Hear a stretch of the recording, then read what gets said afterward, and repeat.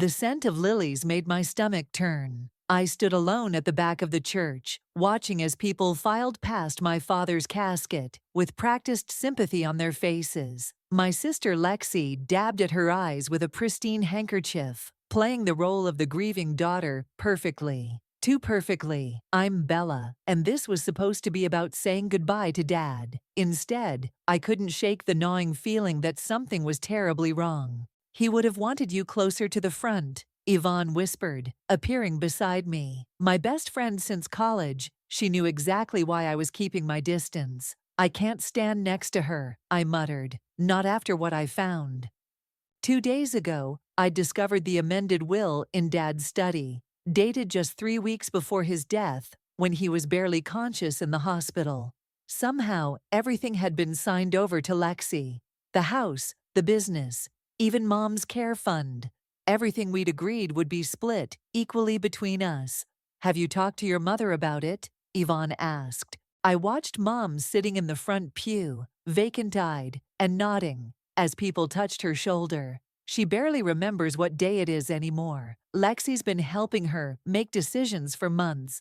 Mrs. Shepherd, Xerxes, Dad's attorney, approached with an envelope. Your sister asked me to give you this. I took it, my hands shaking. Inside was a check for $50,000, a fraction of what should have been my inheritance. A post-it note in Lexi's flowing script read, your share, be grateful. The paper crumpled in my fist. When did Dad sign the new will? I demanded. Xerxes adjusted his tie uncomfortably. I'm not at liberty to discuss. You know he wasn't competent then. You know what she did. Bella, he lowered his voice. These accusations won't bring him back. I watched Lexi console our mother, her arm wrapped protectively around her shoulders. My sister caught my eye and smiled. That same smile she'd given me when we were kids, and she'd broken my toys, knowing she'd never get in trouble. No, I said, but I'm going to prove what really happened. As people began to leave, I noticed something fall from Dad's jacket pocket as they closed the casket. I waited until everyone cleared out before retrieving it. A folded note in Dad's shaky handwriting. My dearest Bella, if you're reading this, look in the old place. Not everything is as it seems. Love, Dad. My heart pounded. The old place, our childhood hideout. Dad knew. He'd left me a breadcrumb trail. I looked up to see Lexi watching me from the doorway, her eyes narrowing at the paper in my hand. The game was on. My phone buzzed with another message from Lexi. Hope you've cashed the check. Let's move forward as a family. I tossed the phone onto my bed and pulled out Dad's old lockbox from under it. The old place wasn't just our childhood hideout. It was also his system of leaving important things in obvious spots that no one would think to look. You're sure about this? Yvonne asked from my doorway. She'd brought coffee and determination, showing up at dawn like the friend I desperately needed. Look at these, I said, spreading out papers across my bedroom floor. Bank statements, transfer records, power of attorney documents, all from the last 3 months of Dad's life. Yvonne picked up a form, frowning. These signatures look different. Exactly. I pointed to the dates. This one's from before his stroke, and this one's supposedly after. See how steady the second one is. My phone rang, Mom's nursing home. I put it on speaker. Bella, your mother's quite upset, the nurse said. She's insisting she needs to tell you something about your father's will.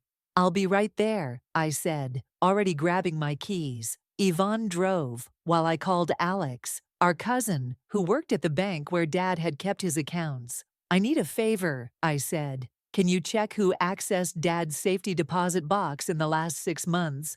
Give me a minute, Alex whispered. I heard keyboard clicking.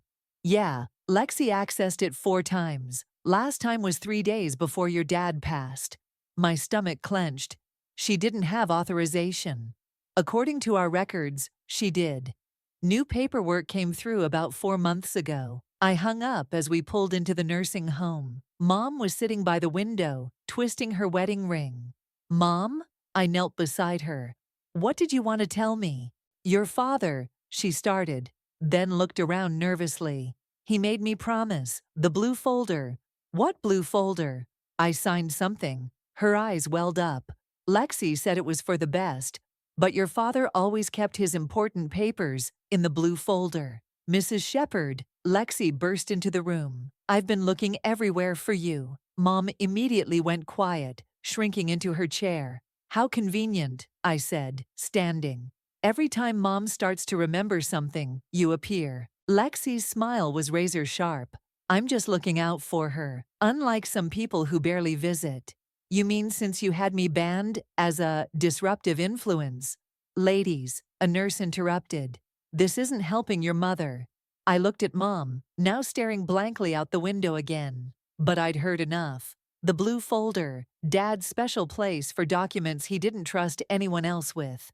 And I knew exactly where he would have hidden it. Let's go, I told Yvonne. We're making a stop at Dad's office. The key stuck in the lock of Dad's office building.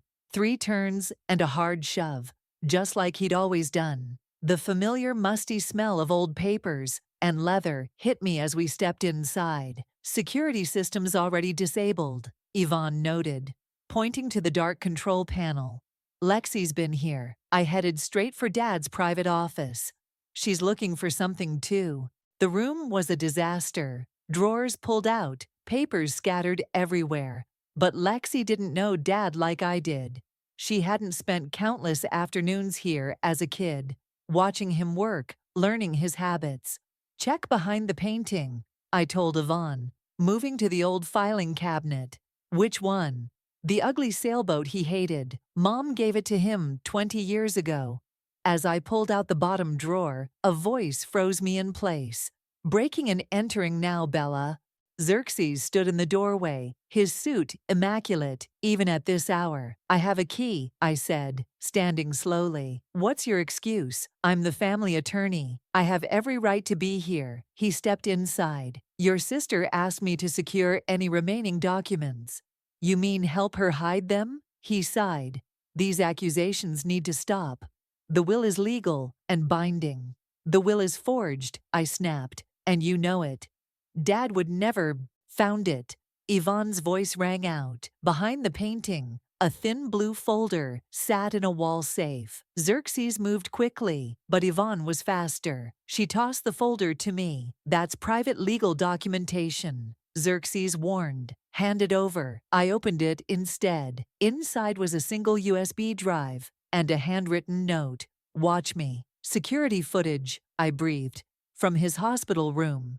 Xerxes pulled out his phone. I'm calling the police. Go ahead, I said, pocketing the drive. Explain why you're here after hours. Explain all the ransacked files. His finger hovered over the keypad. Or, I continued, explain to the Bar Association why you helped push through paperwork for an incapacitated client. The phone lowered slowly. You don't want to make an enemy of your sister, he said quietly. She already did that herself. I headed for the door, then turned back. You know, Dad trusted you. For 30 years, you were his friend, not just his lawyer. Something flickered across his face. Regret, maybe. But he said nothing as we left. In the car, Yvonne handed me her laptop. Let's see what's on that drive. I plugged it in, heart pounding. The screen flickered to life, showing Dad's hospital room. The timestamp read 3 a.m., 3 weeks before he died. Oh my God, Yvonne whispered. There was Lexi, guiding Dad's hand across papers as he lay unconscious. The rain drummed against my apartment windows as I watched the hospital footage for the 20th time. A knock at the door made me jump. Special delivery, called a familiar voice. I opened the door to find Sergio, holding a stack of files and wearing that same crooked smile that used to make my heart skip. 5 years hadn't changed him much. Alex said you needed a forensics expert, he said, stepping inside. Still take your coffee black? You're the expert he found? Best document examiner in the state. He set down the files. And the only one who'd work off the books. I hesitated.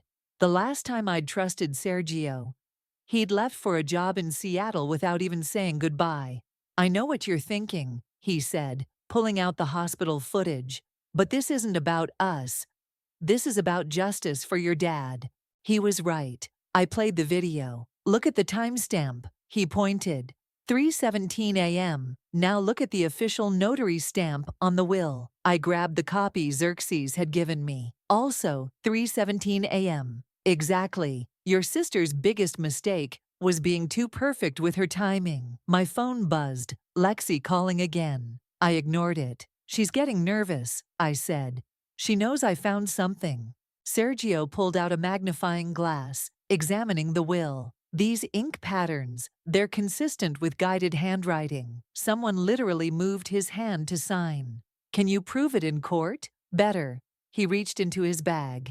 I can prove the notary's stamp is fake. See these micro patterns? They're from a digital reproduction, not an original stamp. Another buzz, a text from Yvonne. Emergency, come to the hospital now. What's wrong? Sergio asked, seeing my face. Mom had a fall, Lexi's with her. He grabbed his coat. I'm driving. At the hospital, we found Mom awake, but confused. Lexi hovering nearby. What happened? I demanded. She got agitated, Lexi said smoothly. Started talking about Dad's will again. Then she just fell.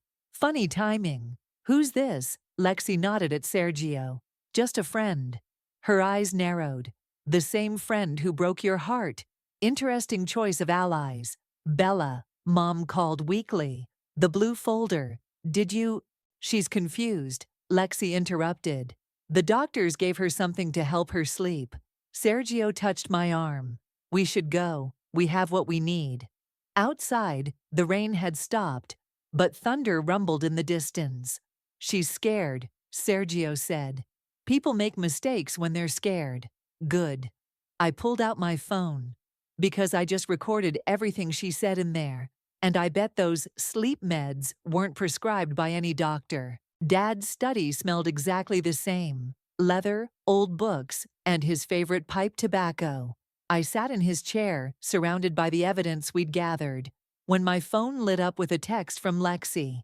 Turn on the local news. My blood ran cold as I clicked on the TV. There was Lexi, perfectly composed, standing outside Dad's company building.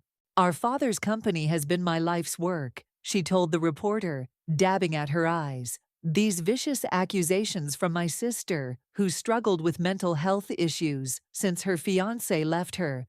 I grabbed my phone, but Sergio caught my wrist. Don't, that's exactly what she wants. She's destroying my reputation on live TV.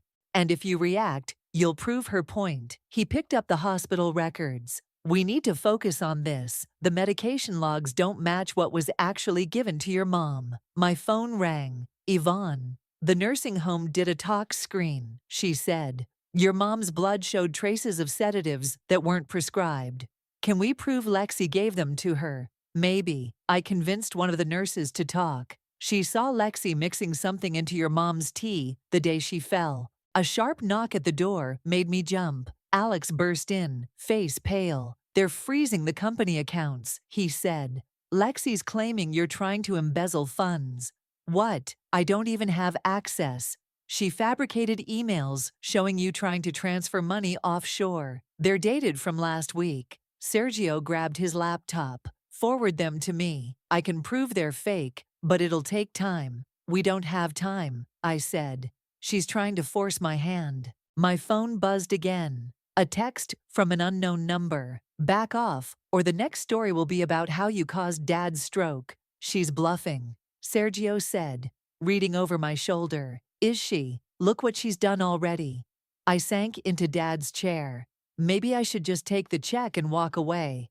Like hell you will. Yvonne stormed in. I just talked to your mom. She's lucid, and she's ready to tell everything. Lexi will never let her testify. She doesn't have to. Yvonne pulled out her phone. I recorded everything. Your mom admitted Lexi forced her to sign papers. She remembers Dad telling her about a video he made, something about his real wishes. I sat up straight. The video. Dad always recorded important meetings in here. Check the vent, Sergio said suddenly. Classic hiding spot. Behind the old heating vent, wrapped in tissue paper, was a USB drive labeled Final Testament. Got you, I whispered. But my victory was short-lived. Heavy footsteps echoed down the hall. Xerxes' voice carried through the door. Ms. Shepard, the police are here with some questions about those transfers. Back door, I whispered, shoving the USB drive into my pocket. Sergio grabbed my hand and pulled me toward the private exit Dad had installed years ago. Ms. Shepard, Xerxes called again. They have a warrant. We slipped out just as the office door opened. Through the window, I glimpsed Lexi standing behind two officers, her face a mask of concerned sisterly worry. "My car's around the corner," Yvonne said, already typing on her phone. "I'm calling my brother. He's a defense attorney." "No time," I said. "We need to see what's on this drive first." We piled into Yvonne's car just as shouts erupted from the building. My phone exploded with texts from Lexi. "You're only making this worse. Think about Mom. Last chance to take the deal.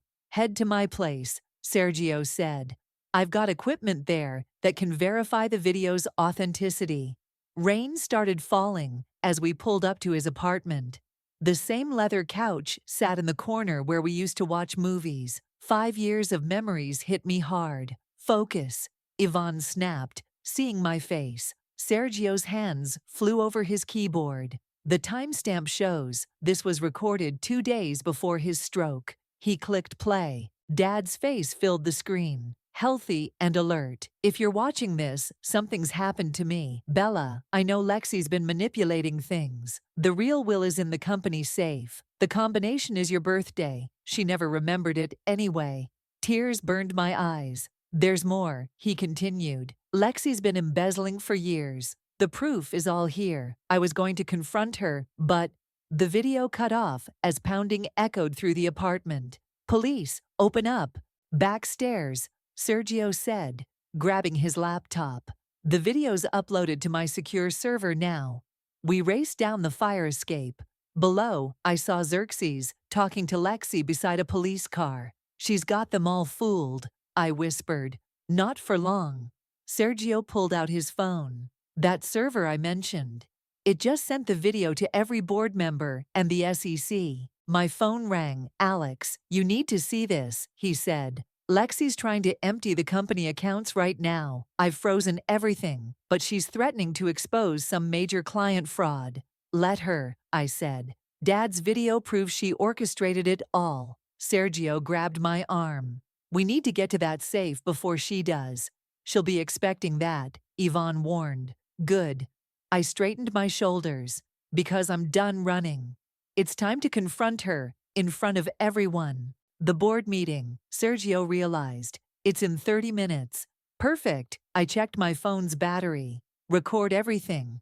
The boardroom fell silent as I pushed through the double doors. Lexi stood at the head of the table, mid-presentation, her perfect smile faltering for just a second.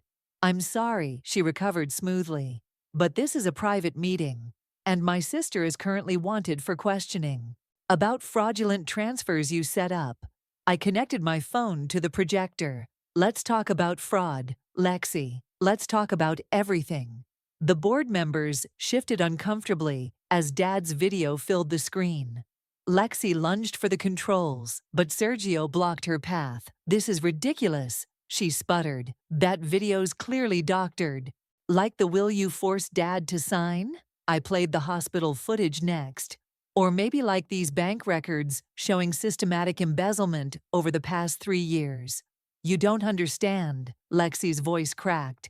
"Dad always loved you more. Everything came easy to you. I had to fight for every scrap of attention. So you decided to steal his company."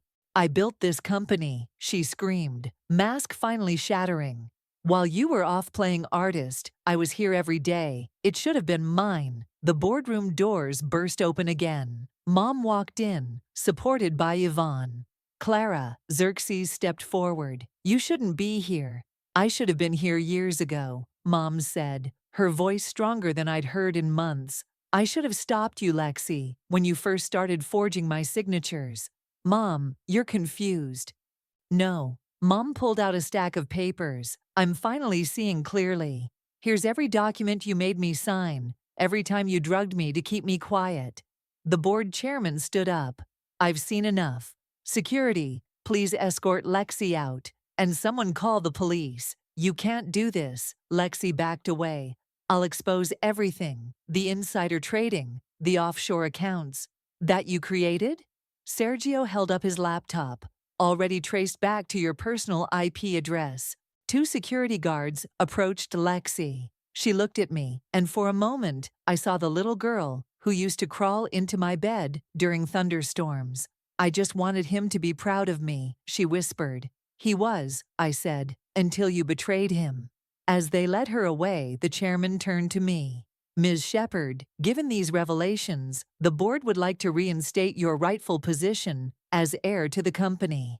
I looked at Mom, who squeezed my hand and nodded. First, I said, I want a full audit.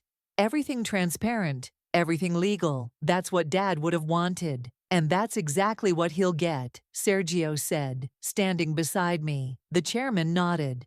Welcome back to the family business. The morning sun warmed my face as I stood at Dad's grave, placing fresh flowers beside the headstone. The sound of footsteps on grass made me turn. The sentencing is today, Sergio said, holding 2 cups of coffee. He handed me one, black, just how I liked it. I know. I traced Dad's name with my finger. Yvonne's bringing Mom to the courthouse. Are you ready? Not really. I took a sip of coffee. But I have to be there. For Dad. For Mom. My phone buzzed. A text from Alex. Lexi's asking to see you before the hearing. Don't go, Sergio said, reading over my shoulder. I have to. I stood up. There's something I need to say to her. The holding cell was cold and gray. Lexi sat in an orange jumpsuit, her perfect hair finally showing roots, her makeup-free face making her look younger, vulnerable. Come to gloat? She asked. No, I sat across from her. I came to give you this. I slid an envelope through the slot. She opened it slowly.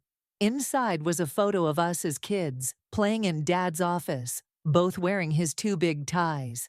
He kept this in his wallet, I said. Always. Both of us, Lexi. He loved both of us. Tears spilled down her cheeks. I can't take it back, any of it. No, but you can do better, starting with Mom. She needs both her daughters. Why are you being kind to me?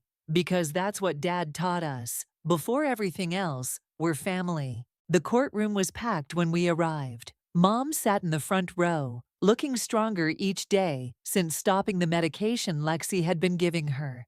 Yvonne squeezed my hand as the judge entered. When it was over, 5 years for fraud and elder abuse. Lexi looked back at me one last time. I nodded slightly. We had a long way to go, but it was a start. Outside, Sergio waited by his car. Want to get some real coffee? That courthouse stuff is terrible. Actually, I said, I need to go to the office. Dad's old clients are coming in. They deserve to hear the truth from me personally. He smiled. Need a ride? I'd like that. As we drove, I watched the city scroll past. Dad's company, my company now, was going to change. More transparency, better ethics, the way it should have been. You know, Sergio said, your dad would be proud, not just of what you did, but how you did it.